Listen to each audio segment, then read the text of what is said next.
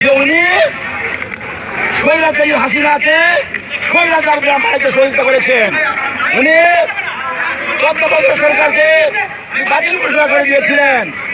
তিনবারের প্রধানমন্ত্রী দেশনেত্রী বেগম খালেদা জিয়াকে তার বাড়ি থেকে কোন ধরনের হিয়ারিং সুযোগ না দিয়ে উচ্ছেদের আদেশ দিয়েছিলেন।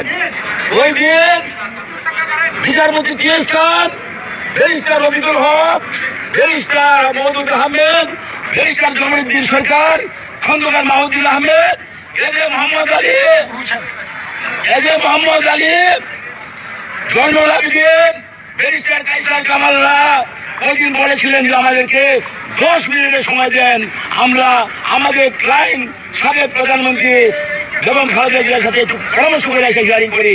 উনি 10 মিনিটের সময় না দিয়ে বেগম খালেদা জিয়াকে উচ্ছেদের বিয়ানি আদেশ দিয়েছিলেন।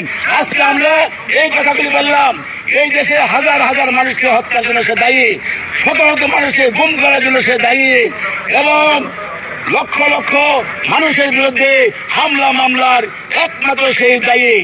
আজ তিনি বিচারের সম্মুখীন হয়েছেন। আমরা মামলা আদালতকে বলেছি যে দ্রুত কাশির ব্যবস্থা করে তাকে বিচারের আওতায় এনে সর্বোচ্চ শাস্তি আমরা মামলা আদালতের কাছে কামনা করেছি দ্রুত সময়ের মধ্যে। সে এতই জীবিত ব্যক্তি যে তার পক্ষে কেউ জামিন শুনানির জন্য কেউ আসে নাই। মাননীয় আদালত উনি উনার সমাপ্তি বক্তব্যে বলেছেন যে যেহেতু রিমান্ডের আবেদন নাই, জামিনের আবেদন নাই, আপনাদের বক্তব্য শুনেছি, আপনাদের যে গণতান্ত্রিক ভাবে যে আপনারা তাকে কোনো ধরনের তার প্রতি ফিজিক্যাল অ্যাসাল্ট করেন নাই, এই জন্য আপনাদেরকে ধন্যবাদ জানাচ্ছি, সুন্দর পরিবেশ রক্ষার জন্য ধন্যবাদ জানাচ্ছি, এবং তিনি তাকে কারাগারে প্রেরণের জন্য নির্দেশ প্রদান করেছেন।